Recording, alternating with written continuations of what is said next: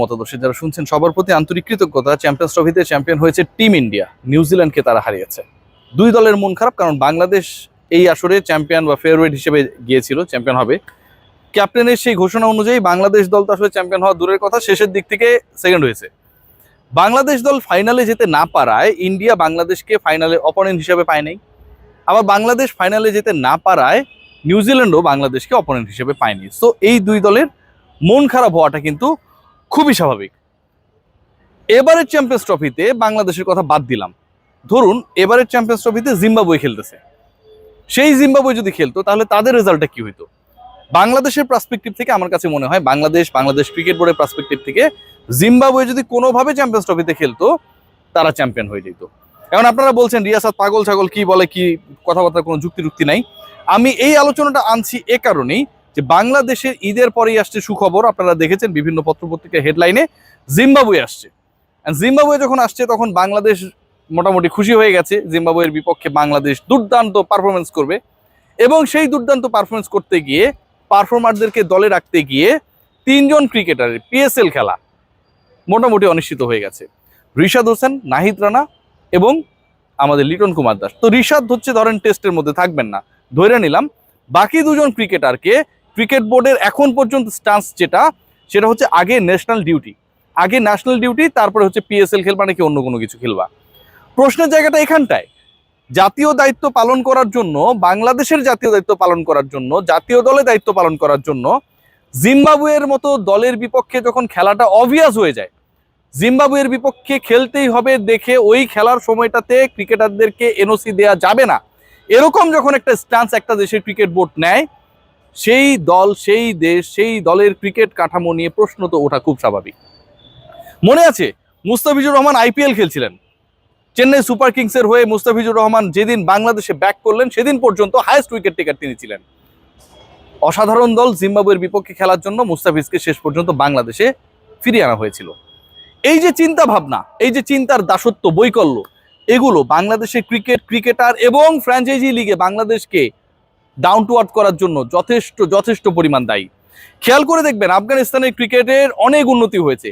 এবারের আসরে অল্পের জন্য সেমিফাইনালস তারা খেলতে পারে নাই, দারুণ কিছু মোমেন্টাম ক্রিয়েট করেছে। ইংল্যান্ডের মতো দলের বিপক্ষে জয় ছিনিয়ে নিয়েছে, ডমিনেটিং ক্রিকেট খেলেছে। সেই আফগানিস্তানের প্রতিভার অভাব নেই। বাংলাদেশ একজন তামিম ইকবালের বিকল্প ওপেনার খুঁজে পায় না এখন পর্যন্ত।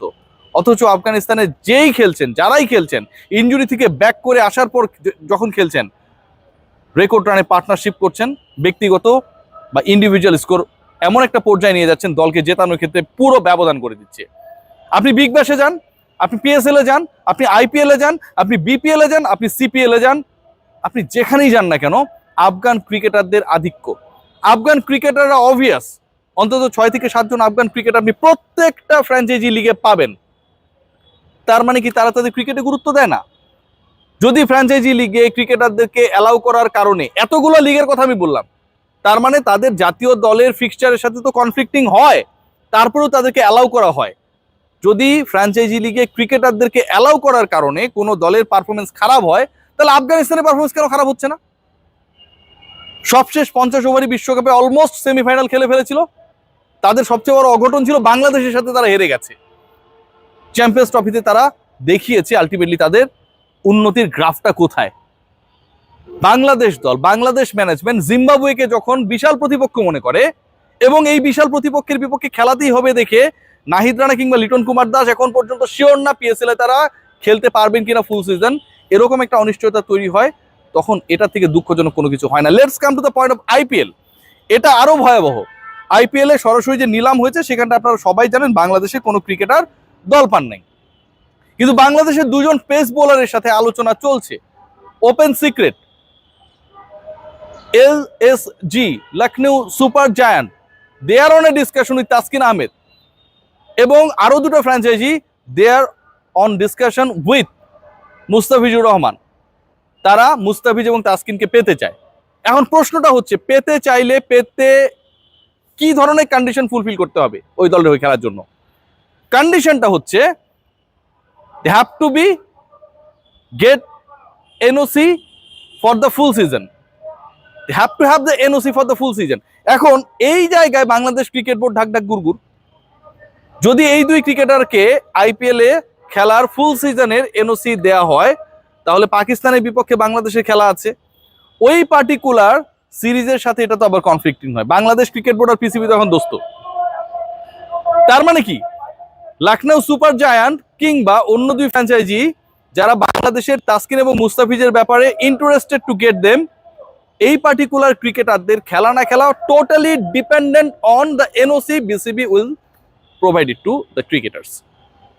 এখন এই পার্টিকুলার এনওসির জন্য ফুল সিজনে তারা খেলতে পারবেন কি পারবেন না, এই হিসাব নিকাশ করতে গিয়ে আলটিমেটলি বাংলাদেশের ক্রিকেটের যে ক্ষতিটা হয়, সেটা পিএসএল হোক সেটা আইপিএল এ হোক, এই ক্ষতি কোনোভাবে পোষানোর নয়। আপনি যখন টি-20 ফরম্যাটে এশিয়া কাপ খেলবেন, আপনার আপকামিং যে ওয়ার্ল্ড কাপ রয়েছে সেটাও ইন্ডিয়া হবে, এশিয়া কাপের হোস্ট হচ্ছে ইন্ডিয়া, আইপিএল তাদের টুর্নামেন্ট, পিএসএল এ খেলে আপনি ড্রেসিং রুম শেয়ার করতে পারবেন, ব্যাটার হিসেবে যিনি খেলবেন কঠিন বোলারদের তিনি ফেস করবেন, বোলার হিসেবে নাহিদ রানা কঠিন ব্যাটারদেরকে ফেস করবেন। আপনি সেই সুযোগটা ক্রিয়েট করে দিতে চান না, আপনি সেই সুযোগ ক্রিয়েট করে দিতে চান না কারণ আপনার জিম্বাবুয়ের সাথে খেলা আছে, আপনি সেই সুযোগ ক্রিয়েট করে দিতে চান না কারণ যেই লিটন কুমার দাস ওয়ানডে দলের বাইরে পাকিস্তানের বিপক্ষে ওয়ানডে সিরিজের দলে তিনি যখন গুরুত্বপূর্ণ হয়ে যাবেন। এই ইস্যুসগুলো যখন সামনে আসে, তখন আমার দেশে ক্রিকেট এবং ক্রিকেটার এবং এই দেশের ক্রিকেট কাঠামো নিয়ে যারা আসলে ফ্র্যাঞ্চাইজি লিগ আয়োজন করে বা ফ্র্যাঞ্চাইজি লিগের অর্গানাইজার হিসেবে কাজ করে, সেটা বিসিসিআই হতে পারে, সেটা পিসিবি হতে পারে, তারা কিন্তু কনফিউজড হয়ে যায়। ক্রিকেটের উন্নতি করতে হলে সবচেয়ে গুরুত্বপূর্ণ যেটা রজার বিনি বলেছেন, পিসিসিআই প্রেসিডেন্ট, বাংলাদেশকে more and more chances create করতে হবে টু প্লে। আপনি কম্পিটিটিভ এনভায়রনমেন্টে যাবেন না, আপনি দুর্বল জিম্বাবুয়ের বিপক্ষে জয় নিয়ে ব্রেকিং নিউজ চালাবেন টেলিভিশনে, অভিনন্দিত হবেন বড় বড় পদে যারা রয়েছেন তাদের দ্বারা, এটা ভাই কোনো ধরনের উন্নয়নের গ্রাফ না। আপনাকে উন্নতি করতে হলে ওই জায়গায় খেলতে হবে যেই জায়গায় সকল শ্রেষ্ঠ ক্রিকেটাররা খেলেন। পৃথিবীর কোনো দেশের ক্রিকেটারদের এনওসি নিয়ে জটিলতা আইপিএল এ পিএসএল হয় না, শুধুমাত্র বাংলাদেশে হয়। এন্ড এই বাংলাদেশের ক্রিকেটের অবস্থাটা এমন এখন যে তারা চ্যাম্পিয়ন্স ট্রফিতে চ্যাম্পিয়ন হওয়ার কথা গিয়ে বলেন, কিন্তু শেষের দিক থেকে সেকেন্ড হন। তাসকিন এবং মুস্তাফিজের আইপিএল এ খেলা না খেলা আরো একবার টোটালি ঝুলে আছে শুধুমাত্র বাংলাদেশ ক্রিকেট বোর্ডের ডিসিশনের উপর। আর পিএসএল এ সুযোগ পাবার পরেও শেষ পর্যন্ত নাহিদ রানা এবং লিটন কুমার দাসের খেলা হবে কি হবে না, এটাও ডিপেন্ডেন্ট শক্তিশালী জিম্বাবুয়ের বিপক্ষে আমরা আমাদের ক্রিকেটারদেরকে খেলাবো কি খেলাবো না সেই ডিসিশনের উপর।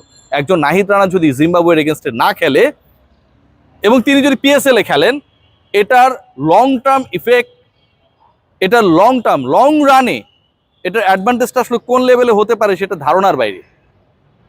অথচ আমরা সেফ সাইডার হবার জন্য মুস্তাফিজ, নাহিদ রানা, লিটন কুমার দাসদেরকে বাধ্য করি, এনওসি না দিয়ে তাসকিন আহমেদদেরকে বাধ্য করি দেশের মাটিতে অথবা দেশের বাইরে দুর্বল প্রতিপক্ষের বিপক্ষে খেলিয়ে শর্ট টার্মে কিছু সাফল্য নেওয়ার জন্য।